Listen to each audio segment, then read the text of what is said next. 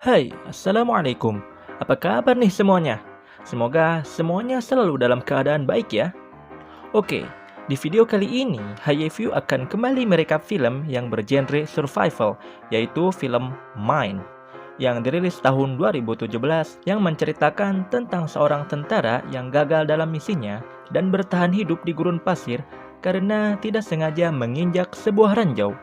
Film ini disutradarai oleh Fabio Guaglione dan Fabio Resinaro. Pokoknya, film ini keren abis. Gak usah berlama-lama, langsung saja kita cek recap filmnya.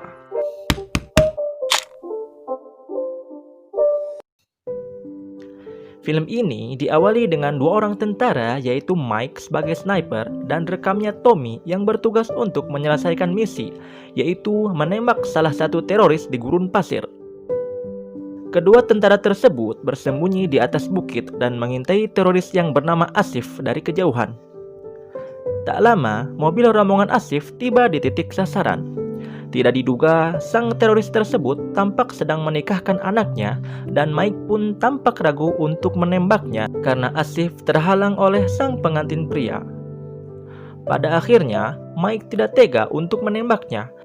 Dan lama-kelamaan, aksi Mike ketahuan oleh para pengawal Asif tersebut karena ada pantulan cahaya dari senapan milik Mike. Akhirnya, para pengawal tersebut menembaki Mike dan Tommy. Mereka berdua lari menghindari tembakan tersebut. Tidak diduga, ketika melewati suatu jurang kecil, GPS milik Tommy rusak karena mengenai batu. Setelah itu, mereka bersembunyi di balik batu besar, menghindari para pengawal yang mencarinya. Tetapi Mike tidak kehilangan akal. Dia menembakkan senapannya ke tebing, yang mana itu akan mengalihkan perhatian para pengawal tersebut. Lalu Tommy menghubungi markas lewat radio agar mereka segera dijemput. Karena GPS yang dipakai Tommy rusak, dia tidak bisa menentukan posisinya, dan akhirnya mereka berdua diperintahkan untuk menuju sebuah desa yang akan menjadi tempat penjemputan mereka, dan desa itu berjarak 5 jam. Dengan terpaksa, mereka berjalan menuju desa tersebut. Di tengah perjalanan, Mike dan Tommy melihat dua orang anak dan ayah yang tampak sedang menggali pasir dengan teropong mereka.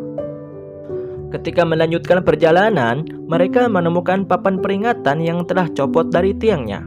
Bisa jadi yang tertulis di papan itu adalah peringatan bahwa daerah tersebut adalah daerah berbahaya yang mana banyak tertanam ranjau di bawahnya. Mike ketika itu langsung panik, dan sementara Tommy tampak tidak peduli dengan peringatan tersebut, dan menurutnya bahwa papan tersebut berasal dari tempat lain yang terbang ke tempat di mana mereka menemukan papan tersebut. Dan ketika berjalan, Mike menemukan sebuah mainan tentara, dan Mike tampak masih memikirkan tentang peringatan yang mereka temukan tadi. Tetapi lain halnya dengan Tommy. Dia tampak biasa saja dan meremehkan peringatan tersebut, dan sempat mengolok-olok Mike dengan berjalan mundur. Tiba-tiba, tak disangka sesuatu yang tidak diinginkan terjadi. Tommy menginjak salah satu ranjau, dan akhirnya Tommy kehilangan kedua kakinya. Ini akibat karena Tommy tidak mengindahkan peringatan tersebut. Karena refleks, Mike melangkahkan kakinya dan tidak sengaja menginjak sesuatu yang keras yang dianggapnya adalah ranjau. Dan Mike pun tidak bisa melangkah kemana-mana karena terjebak oleh ranjau tersebut. Jika dia mengangkat kakinya, maka ranjau itu akan meledak dan menghancurkan dirinya. Karena kehilangan kedua kakinya dan mengeluarkan banyak darah, Tommy menyuntikkan pereda rasa sakit pada pahanya dan juga menyuruh Mike untuk mengambil radio yang ada di tasnya untuk meminta bantuan ke markas. Karena rasa sakit yang tidak tertahankan oleh Tommy, akhirnya Tommy memilih untuk bunuh diri dengan menembakkan pistol ke kepalanya. Akhirnya, Mike sendiri dan harus bertahan hidup di tengah gurun pasir. Mike mencoba untuk mengambil tas Tommy dengan menggunakan kapak yang diikat oleh tali. Mike pun berhasil mengambilnya.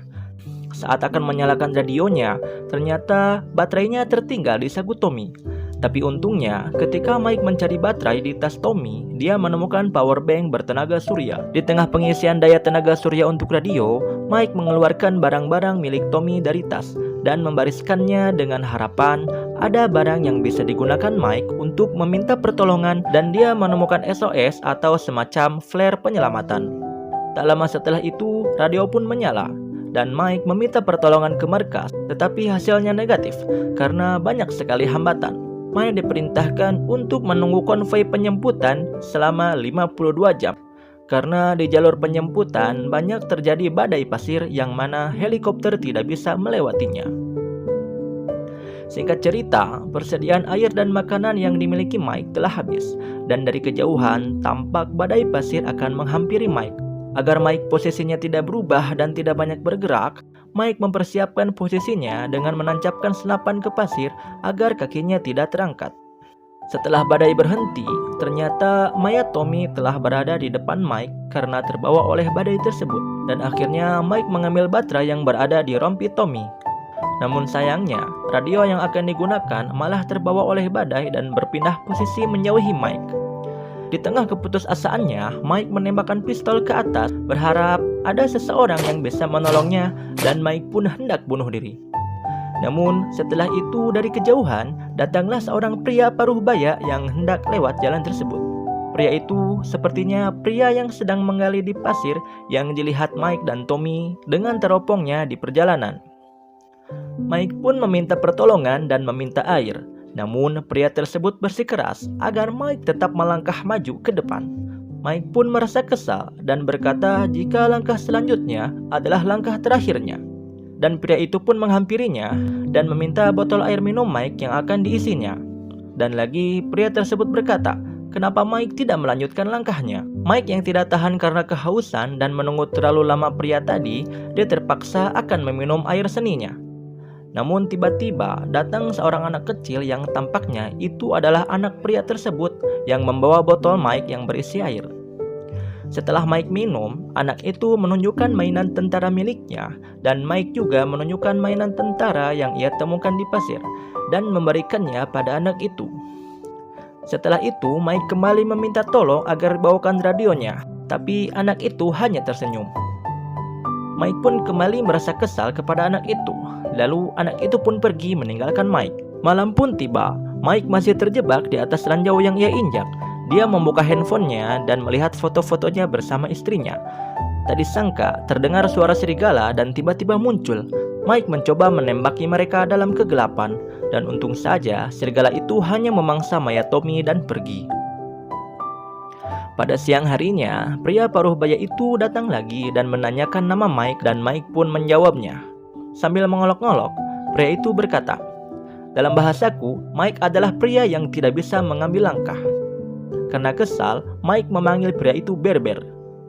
Dan dijawab oleh pria itu bahwa Berber dalam bahasanya yang berarti pria yang bebas. Sekarang kita panggil pria itu Berber. Berber kembali bertanya kepada Mike kenapa menginjak ranjau. Dan Mike menjawab, aku tidak tahu letak ranjaunya. Tidak seperti kau yang tahu letaknya dan berjalan zigzag. Berber pun menjawab, aku tidak tahu letak ranjaunya. Dan jika aku berjalan di ladang ranjau, cepat atau lambat, aku akan menginjaknya. Berber terus bertanya pada Mike dan Mike selalu menjawabnya. Bisa dibilang, Berber mengoceh tidak jelas atau bertanya yang tidak terlalu penting. Setelah itu, Mike minta tolong kembali untuk mengambilkan radio dan akhirnya Berber mau mengambilkannya. Mike dengan segera menghubungi markas, namun sayangnya radio tersebut tidak terhubung dengan markas. Setelah itu, Berber menyemangati Mike agar menjadi pria yang bebas dan terus melangkah maju. Seketika, Mike berhalusinasi bahwa pria itu adalah Tommy. Singkat cerita, Mike yang kelaparan memakan kalajengking dan karena Mike sangat tertekan oleh keadaan, dia berhalusinasi lagi. Dia melihat Tommy yang masih hidup dan menyemangati Mike agar tetap bertahan karena istrinya menunggunya di rumah. Pada malam harinya, Mike mencoba menghubungi markas dengan radio, tapi tidak ada sinyal. Dia kembali berhalusinasi ada Tommy yang melarang Mike untuk menghubungi terus markas dan menunggu ada sinyal. Karena itu akan menghabiskan baterai. Kawanan serigala kembali datang dan menyerang Mike. Lalu Mike menembaki mereka dan Tommy menyuruh Mike untuk melakukan human maneuver atau menggali sebuah lubang dan lompat ke lubang tersebut untuk menghindari kerusakan anggota badan yang parah akibat ranjau. Saat sedang menggali, serigala itu pun menggigit Mike dari belakang. Lalu Mike melompat ke lubang tersebut dan ranjaunya meledak. Tapi itu hanya halusinasi. Mike pun dikeroyok kawanan serigala yang mana itu digambarkan adalah musuh-musuh Mike. Dan Mike pun berhasil menghajar habis kawanan serigala tersebut. Setelah itu, Marcus menghubungi Mike. Marcus mengabarkan bahwa penjemputan akan terlambat 17 jam karena terjadi baku tembak di perjalanan dan menyuruh Mike bertahan. Namun Mike sudah menyerah. Ketika Mike sudah menyerah, ternyata di markas ada Jenny, istrinya, untuk menyemangati Mike. Mike meminta maaf atas semua kesalahan yang dulu pernah dia lakukan kepada Jenny. Setelah itu, Mike mulai tak sadarkan diri. Sebelum terjatuh, Bear menangkapnya dan menginjak kaki Mike. Ketika Bear mengolesi luka Mike dengan salep, dia berkata jika dia adalah pria bebas, tapi tidak seberuntung Mike. Dia pernah menginjak ranjau saat sedang mencari ranjau dengan gadis kecilnya untuk dijual dan kehilangan kakinya. Saat ini, Bear menggunakan kaki palsu. Mike berkata kalau dia kemarin melihat anaknya membawakan botol air minum pada Mike. Dan Bear menjawab bahwa dialah yang membawakan botol tersebut. Bisa dikatakan itu hanya halusinasi Mike saja, karena anaknya Bear telah meninggal akibat ranjau bersamanya. Dan kembali Bear memberi semangat pada Mike agar menjadi pria yang bebas dan terus melangkah maju, dan lalu ia meninggalkan Mike. Tetapi sebelum meninggalkan Mike, Bear memberi minuman pada Mike yang akan membuat Mike berhalusinasi hebat. Akhirnya, Mike pun mulai berhalusinasi dan dia kembali ke masa lalu yang mana ayahnya bukanlah ayah yang baik dan selalu menyiksa Mike dan ibunya. Lalu Mike juga berhalusinasi dengan mengingat sekelompok pria yang mengganggu Jenny, istrinya, lalu ia menghajar mereka. Lalu Tommy memberitahu Mike jika konvoi penjemputan telah tiba, tetapi Mike sadar jika itu adalah halusinasinya, dan tak disangka tiba-tiba ada peluru yang bersarang di perut Mike, dan tampaknya yang menembak adalah musuh yang diceritakan di awal film. Mike pun menembak ke arah ranjau-ranjau yang tertanam agar menimbulkan ledakan yang mana akan menghalangi pandangan musuh. Dan lalu Mike mengambil senapannya dan menembak musuh-musuh itu dengan tepat sasaran. Setelah menembak musuh, Mike melihat sosok ayahnya yang berjalan mendekati Mike dan langsung memeluk Mike dan berkata bahwa Mike harus tetap melanjutkan hidup. Mike pun tersadar dan akhirnya dia bertekad untuk melangkah maju. Dengan tergesa-gesa, Mike melangkahkan kakinya dan ternyata tidak terjadi apa-apa. Ranjau yang selama ini Mike injak tidak meledak. Mike pun langsung tergeletak lemas, dan Mike pun langsung memeriksa apa yang diinjaknya selama ini. Ternyata itu adalah sebuah kaleng yang berisi mainan tentara, dan sepertinya itu adalah milik gadis kecilnya Bear. Dan Mike pun nampak menertawai apa yang terjadi padanya selama ini. Setelah itu, Mike menyalakan flare dan tim penyelamat pun melihatnya dan menghampiri Mike yang sudah tergeletak lemas. Singkat cerita, Mike pun pulang dan bertemu istrinya di bandara, dan film pun tamat. Keren sekali ya filmnya. Film ini sangat kaya akan makna. Kita sebagai manusia haruslah terus melangkah maju walaupun banyak kecemasan, dan kecemasan itu berasal dari bagaimana cara kita berpikir. Dukung terus HiFU ya, agar terus berkembang. Kritik dan syarat sangat diterima untuk kebaikan dan kemajuan HiFU. Sampai di sini dulu ya, kita jumpa lagi di video HiFU selanjutnya.